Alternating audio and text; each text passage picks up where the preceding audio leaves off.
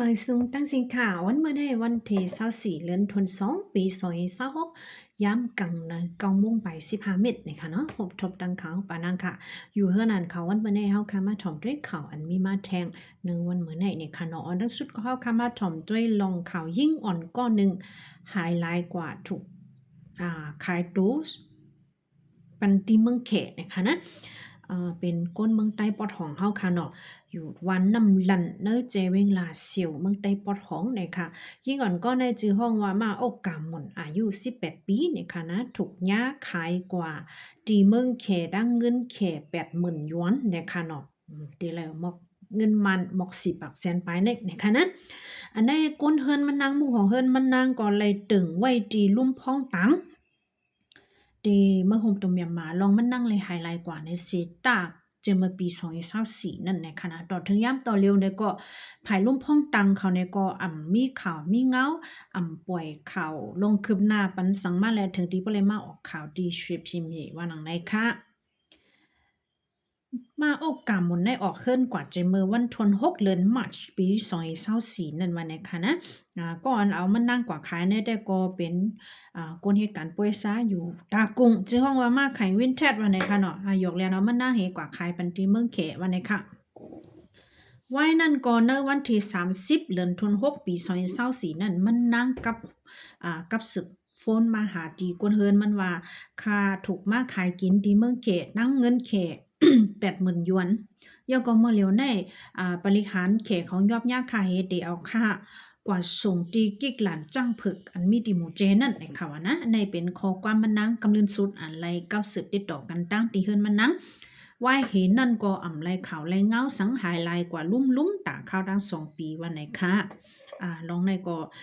ไผ่มุ่งของเฮิรนมันนังในกว่าตึงไว้ลงก้นหายอันเป็นไผ่บริคารเลสังไผ่ลุ่มพ่องตังอันกับสืบเนเกมึงเขเลมึงมันเลสังในสิต้าก็มีข่าวเงาสังออกมาเนี่ยค่ะในก็โหนึงย้อนฟังบันทึงยิงอ่อนเฮาเขาสังเจอว่าฮู้จักลีลีในก็อย่าเวลาลียุ่มเจอปัญหากว่าในค่ะเนาะในก็อย่าเต๊ะๆนะคะนะโหนึงสืบเสียก็มาถ่อมด้วยแทงข่าวตีมึงหมอกนะคะนะเมืองหมอกแล้วเว้งโฮมมาลังเนื้อตึงแจกแกงเนี่ยค่ะคอมชินซึ่งมันสืบเอาเฮอวินเมื่อปล่อยหมักใส่ติ๊กและกวนวันกวนเมืองยอมเจ็ดก่ออย่างเนี่ยค่ะนะไหลลูตายกว่าเนี่ยโปเป็นเว้งเมืองหมอกได้ก็ป้าเนอเมืองขังนะคะเนาะโปเป็นเว้งโฮมมาลังก็ป้าเนอตึงแจกแกงนะคะนะก้อยกาตีแล้วก็ลินนาลินมันในมันตีจับกันสิสามินตีพี่นอกใต้แหลงเฮาเขาอยู่เศร้าและค่ะเลยเอามาลูปันเนกว่านะคะเนาะป่วนมาเนวันที่22เดือนธันวาคมปี2026ย้ำกลางคืนหมอก11 โมงเจอในนะคะคอมชินซึกมันเอาเฮอวินเมื่อปล่อยหมักเซวันมันจายันอันมีเนเจเวงเมืองหมอกเจเมืองขังเอาได้เฮอวินเจ็ดไฟตาเฮก็เมื่อปล่อยหมักใส่หมักน้ำหนัก3 ปักป่อง2 ลูกวันนี้ค่ะในวันที่22เหมือนกันพ้องย่ำหูคำ5 โมงนั่นก็คอมชินซึกมันเอาเฮอวินฟุยเมื่อปล่อยหมักแสงวันเป็นนกสุดอันมีเนเจเวงโคมมักลังตึงเจแกงเนี่ยค่ะนะนั่นก็ลูดตายกว่า7ก็มาไหนค่ะเนาะอันปล่อยกว่าที่เมืองหมอกนั่นแต่ก็ลูดตาย1ก็ก้อยก้นไหลหับมาเจ็บแต่ก็มี5ก็อันลูดตายน้ำแต่ก็ติเป็นเนเจเวงโคมมักลังเนี่ยค่ะนะอันไหลหูแต่ก็โหดนับอันไรหูลีลีเนี่ยตึงมี7 กอกเนี่ยค่ะนะสังเจอว่ามีลองคืบหน้าจะคือในก็ได้มาอัปเดตบันเทิงกำหนึ่งอยู่นะคะเนาะสืบเสียก็มาถ่อมด้วยแทงข่าวหูในพองค่ะนะข่าวแม่ของเต็มไว้ว่าภายคอมชินซึกมันเขาจีสั่งลงมาตีเตะห้องเอาปังกุมลงสภาเนื้อเมื่อ6 ตุลาคมมาเนื้อวันที่16เดือนมาร์ชอันเดมาถึงในวันไหนคะเนาะตาเดจัดเฮ็ดขวัดพอดไล่ลงปองจึงจุ้มเหมอว่าเฮปาจัดปังเลือกตังเย้ากว่าเย้าในกอตาเดอบกุมกันคือเดจัดตังสภาขึ้นมานั่นเดเฮ็ดปังกุมลงกว่าในวันที่16 18และวันที่20เนี่ยค่ะนะเดจัดเฮ็ดกว่าดีนิบิโตวันไหนคะเนาะเดจัดข้าวตั้งกว่า3 วันเนี่ยค่ะนะตีเลยว่าดีเพกันเซก็จัดเฮ็ดกว่ากำวันเหมือนจังหนังนะแดนพองเจอจัดค่ะนะอันเป็นอำยูตันหลุดต่อนะเดี๋ยวจัดเฮ็ดกว่าในวันที่18แดนพองกวนเมืองค่ะ ปีตุโลต่อได้จัดเฮ็ดกว่าวันเนอวันที่16เดือนมาร์ชนะคะเนาะแดนพ้องเจมึงแดนพ้องเจตึงตอนนี้ทำตีจัดเฮ็ดกว่าเนอวันที่20เดือนมาร์ชปี2026วันนี้ค่ะว่าเห็นนั้นก็ได้จัดตั้งขึ้นมาลงคอร์ดพอดลงบองจึงเมื่อคำในพอดีเอาตีอยู่กันเลยจะคือในก็เขาขาดได้เลยยินกว่านะคะเนาะในแต่ก็เขาตึกหางแฮนตาตีขึ้นปังกุมเซมักมันกันกว่าก้อยค่ะนะย่อก็คาขย้อนฟังปันถึงโหในพองค่ะนะย่ำโตเหลียวเลียงร่วมในเหวยหังนะเมืองใต้เหอำอาลาเนเวงหลงตากุ่มเมืองหุมตุมยามาก็เลียงร่วมในเหวยหังเต้ๆว่าวันในค่ะนะขย้อนปันฟังถึงพี่น้องใต้อันอยู่เซาไว้เนเวงตากุ่งย่ำเหลียวในค่ะเนาะบ่ดีกว่าตั้งนอกแล้วสังเลอในก็แค่ดอใส่พาปิกปักกันเต้ๆว่าค่ะนะลุมลาไปอยู่ดีกันพองค่ะเนาะมีข่าวโหในเต็มมากค่ะนะข่าว Popular News จันเนเต็มมาไว้ค่ะเนาะเนวิ่งตากงย่ำต่อเหลียวในนะคะเลียงล้มอันเวหังมันในมีถึงปากไป64นะคะนะ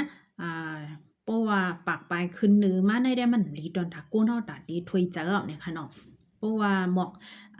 70-80ในจังเดลีนะคะนะแรงลมมันเดเซอเฮดีเขียวไว้ลมก็แซนเซอไว้นั่นขณะมันลดเพศตาก้นเฮาเดถวยเข้าถวยออกเพราะว่าปักปลายมาในเนื้อเลี้ยงลมนั้นมันป้ามาฝุ่นก้อนทัดก้อนอันเดจังเฮ็ดเธอตึกคือป้าอยู่ลีเฮาค่ะอีกค่ะเนาะในกองนึงไหนค่ะนะเพราะว่าแรงลมจังหวยหังมันในมันอยู่แกเนื้อแกปักไป50ต่อถึง2ปักนั่นเองจึงเนื้อแกในเลยว่าเป็นจันอันมีเพตอนตาก้นเฮาตาได้ถวยใจกว่ายาวเนี่ยค่ะเนาะสังเจอว่าเฮาค่ะถวยใจญ่าร่วมหวยหังนำติ๊กๆในจึงจังเป็นมาอีสังหลาในจังเฮ็ดเฮาให้เฮาค่ะถวยใจกับเลยสังเฮ็ดให้ตาเสียบตามูกผิวหนังเนื้อหนังเฮาค่ะแห้งหูไข้หูเมาใจคอมลีจะเนี่ยค่ะนะเฮ็ดให้กงคอเจ็บกงคอคมไอเตือนยาปอดยาตับยาก็คือง่ายจะเนี่ยค่ะเนาะจะเนี่ยเป็นเปิงฟังสงเจอว่าเฮาคาถวยเจอถวยยาลมลีจะเนี่ยจังเป็นเปิงฟังจะเนี่ยค่ะยก็มีทางโหในค่ะใครย่อมมาปันฟังถึงพี่น้องเขาเนื้อลดกาเนี่ยค่ะลดเลี้ยงกาอันลูกตากุงมาตาขี้เล็กเมืองไต้ปลอกคงมีคนออกตั้งก่อนหนึ่งยาเปิ้นวางยาอำเสร์นะคะนะยาเปิ้นเลี้ยงยาอำเสร์เสียถึงที่เลยลู่ซุ่มแปดโฟนแลเงินคำอันจับมาดีตรงมันว่าเนี่ยค่ะเนาะ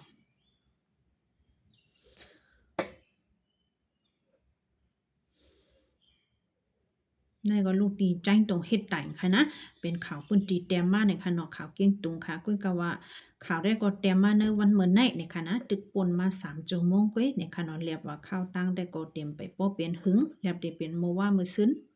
ในกุ้ยย้อนเพราะว่าข่าวแต้มมาป้าวันที่มันเฮาข่าวลามเอาด้วยว่าเรียบได้เป็นเมื่อว่าเนี่ยนะคะนะลองตั้งมันแต่ก็มีว่ามีผู้ชายก่อนหนึ่งลูกตากรุงเสออกข้าวตั้งมาโดยขี่กาหมันรุงค่ะนะกาออกตั้งยังกาหามาถึงตาคิเล็กวันไหนค่ะนางมาดีไม้ดีนางไม้เจ็ดนะคะนะเพิ่มมาเพียวจ้องตั้งตีหนึ่งก็โดยมีผู้ใจก็หนึ่งอายุข้ามเยอะเนี่ยค่ะขึ้นมาตีปอดตั้งให้เขามานังหิมมันใจเดี๋ยวคัดใจมาอุบมาลาดกันออกตั้งจ้อมกันเสียอุบกุมกัน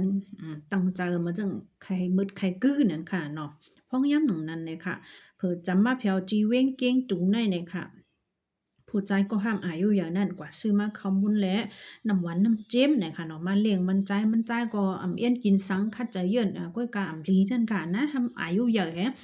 เลี้ยงเฮาอยู่ติ๊กๆไหนแหละมันใจก็ว่าเรียบเดี๋ยวเป็นสังในเสลื่นสู้ก็เลยกินแม่นกว่านะคะเนาะไว้มันใจเลยกินข้าวมุ้นตั้งน้ำหวานน้ำเจ้มนั่นเย้าในจึงหึงสังเมาเหก็ลืมตัวกว่านะคะนะย้อนนั่นแหละโฟนมันอันปามาเป็น iPhone 16 Pro Max สีขาวปารังเงินและคู่ของมันแต่ก็ผู้ใจก็เลี้ยงตั้งกินมันนั่นเอากว่าเป็ดมมดเสียงๆเฮลงเป็ดที่วิ่งเก่งตุ้งเนี่ยค่ะ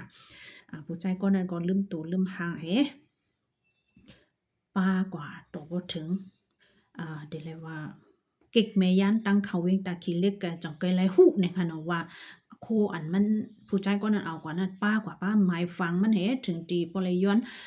ตั้งใจแถมตีเจ้าหน้าที่เขาสิเฮาคาจังไกไหลฮู้เนี่ยค่ะนะ ในก็เป็นทางโหหนึ่งอันใครปันฟังพี่น้องเขา